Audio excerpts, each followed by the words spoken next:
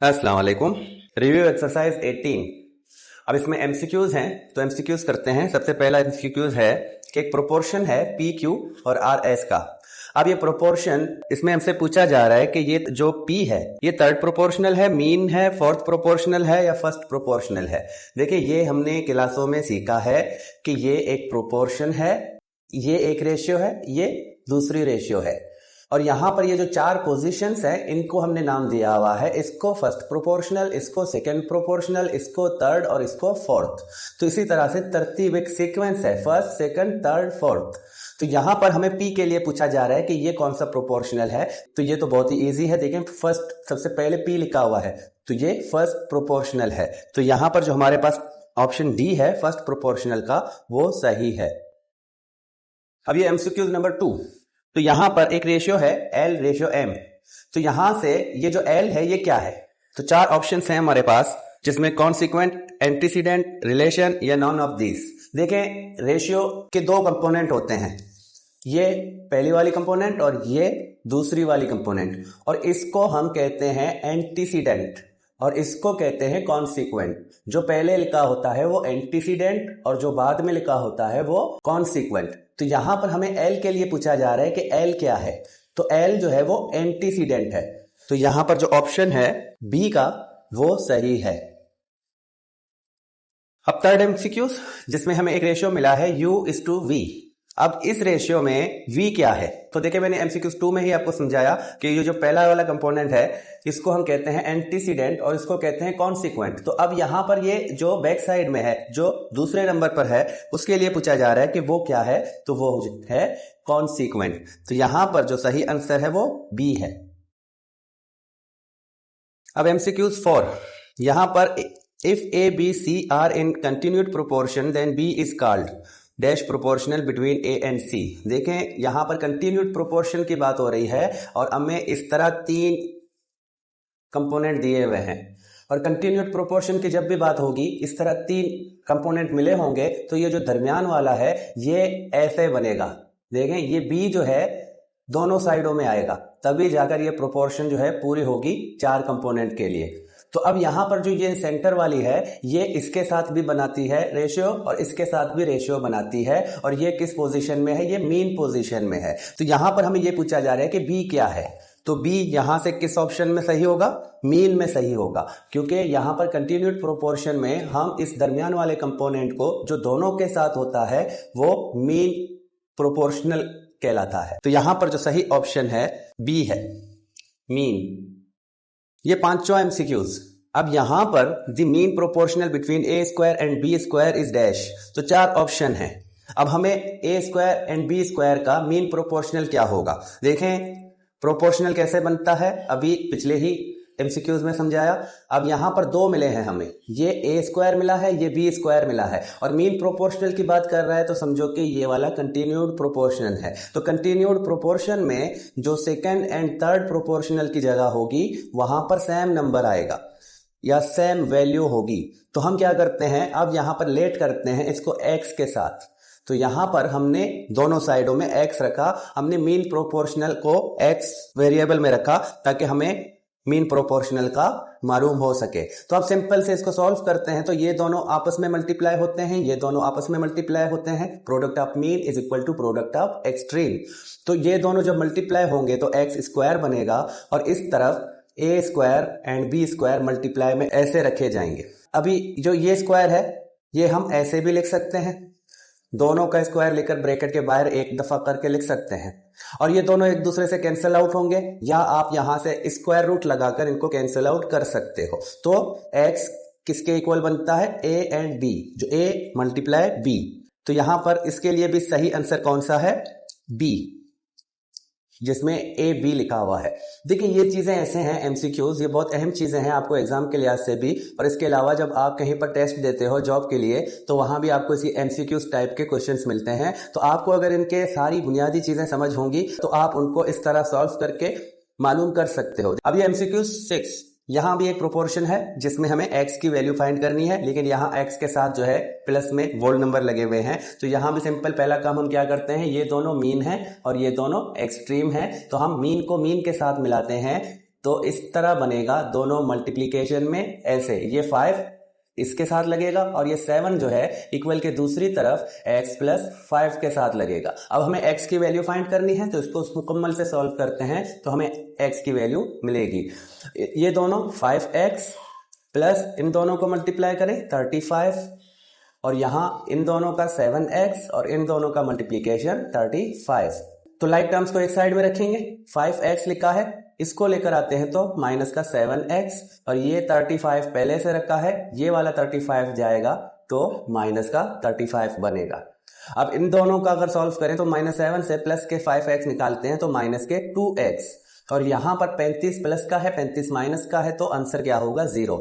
अब x को अकेला रखेंगे और ये -2 जो है यहां पर 0 से डिवाइड होगा तो ये इक्वल होगा 0 के। याद रखें इस तरह फ्रैक्शन में या कभी भी 0 को आप किसी से भी डिवाइड करोगे तो आपका आंसर जो है वो 0 बनता है। तो यहाँ x की वैल्यू क्या बनी है 0 बनी है। अगर आप इसको वेरीफाई करो तो देखो ये दोनों इन दोनों की मल्टीप्लीकेशन सेम होनी चाहिए और इन दोनों की मल्टीप्लीकेशन सेम होनी चाहिए। तो अगर आप यहाँ पर 0 रखोगे तो यहाँ 7 आएगा और यहाँ 0 रखोगे तो यहाँ 5 आएगा। तो 5 को 7 से इन दोनों का जब मल्टीप्लाई होगा 35 और इन दोनों का मल्टीप्लाई होगा 35। तो इस तरह ये दोनों एक दूसरे के इक्वल ही बनेंगे अगर x की वैल्यू 0 होगी तो यहाँ पर सही आंसर कौन सा है? ऑप्शन सी, जिसमें 0 लिखा हुआ है। MCQ 7, अब यहां भी सेम प्रोपोर्शन ही मिला है। देखें if 1, 9x and 45 are in proportion, तो प्रोपोर्शन के जो 4 कंपोनेंट हैं चारों कंपोनेंट यहां पर लिखे हैं और हम इनको सीक्वेंस में लेकर एक प्रोपोर्शन बनाते हैं। तो ये फर्स्ट कंपोनेंट या फर्स्ट प्रोपोर्शनल, ये सेकंड प्रोपोर्शनल और थर्ड प्रोपोर्शनल की जगह x है तो x रखेंगे और फोर्थ प्रोपोर्शनल जो है वो 45 है। और हमें पूछा जा रहा है कि यहाँ पर x की वैल्यू क्या है, तो सेम वही यहाँ पर मीन्स को आपस में मिलाओ और एक्सट्रीम को आपस में मिलाओ। तो यहाँ पर मीन को मैं मिलाता हूं तो 9x बनेंगे और एक्सट्रीम को मिलाता हूं तो 45 बनेंगे। देखिए ये 1 है और ये 45 है, तो 1 को 45 से जब मल्टीप्लाई करते हैं तो हमें 45 मिलता है। अब x को यहाँ अकेला रखेंगे, 45 डिवाइडेड 9, तो 9 का टेबल 45 के लिए 5 टाइम, तो x की वैल्यू क्या बनती है 5 बनती है। तो आप ऑप्शन में देखो 5 कहां पर है, तो सी ऑप्शन है, 5 लिखा हुआ है तो यहां पर सही ऑप्शन है सी। अब ये MCQ नंबर 8 में हमें प्रोपोर्शन मिला है और इसके लिए प्रॉपर्टी के लिए पूछा जा रहा है। देखिए हमने यहां पर इस एक्सरसाइज में या इस यूनिट में हमने थ्योरम पढ़े थे, तो उन्हीं थ्योरम्स को हम प्रॉपर्टी भी कहते हैं। अब यहां भी एक थ्योरम मिला है जिसको यहां पर प्रॉपर्टी कहा जा रहा है और हमें पूछा जा रहा है कि ये कौन सी थ्योरम है। तो अगर थ्योरम आपको याद होंगे तो इस तरह अगर लिखा है ये वाला, तो इसको हम थ्योरम के हिसाब से ऐसे भी लिख सकते हैं, PR = QS। अब देखिए फर्क क्या है इन दोनों में, तो यहां पर इन दोनों ने जगह चेंज की है, तो जगह चेंज करना और इन दोनों का, तो ये कौन सा थ्योरम है, ये थ्योरम है अल्टरनेंडो थ्योरम। तो यहां पर हम प्रॉपर्टी भी कह सकते हैं। तो यहां पर ये वाला कौन सी प्रॉपर्टी है, ये अल्टरनेंडो प्रॉपर्टी है, जो यहां पर हमारे पास ऑप्शन में डी है। तो डी ऑप्शन आपका सही है जिसमें अल्टरनेंडो लिखा है। MCQ 9, if x/y = z/w then according to componendo। अब यहां पर 4 ऑप्शन हैं, तो कौन सा कंपोनेंडो थ्योरम है।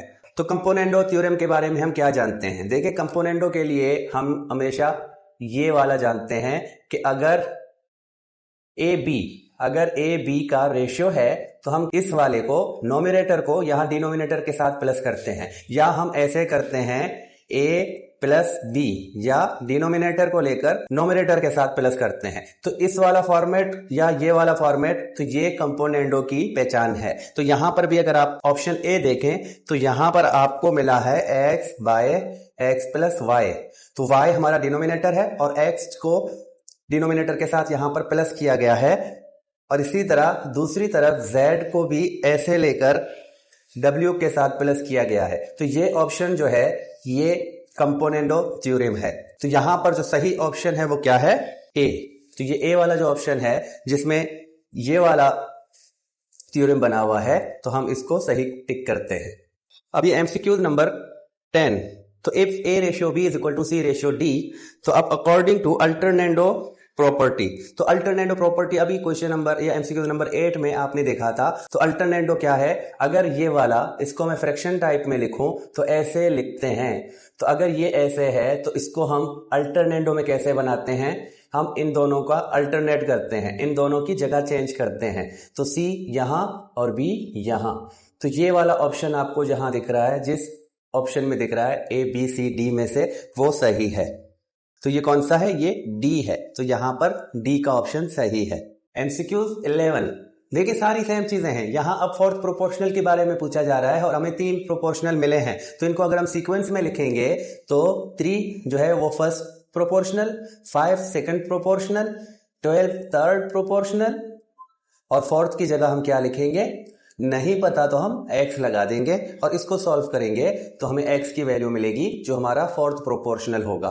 तो ये दोनों मल्टीप्लाई और ये दोनों मल्टीप्लाई, तो 3x इज इक्वल टू 5 12 और 3x रखेंगे, इन दोनों का मल्टीप्लाई करते हैं 60 और x को यहां पर रखेंगे तो 60 डिवाइडेड बाय 3, इस तरह x की वैल्यू क्या बनेगी, 20 बनेगी। तो यहां पर जो x की वैल्यू है वो 20 है। तो जो ऑप्शन आपको 20 देता है आप वहां पर टिक करेंगे। यहां पर a में 20 लिखा हुआ है तो ए ऑप्शन जो है वो सही है। देखिए कितने इजी हैं, बस आपको अगर ये चीजें आती हैं तो आपको ये एमसीक्यूज कभी भी मुश्किल नहीं करेंगे।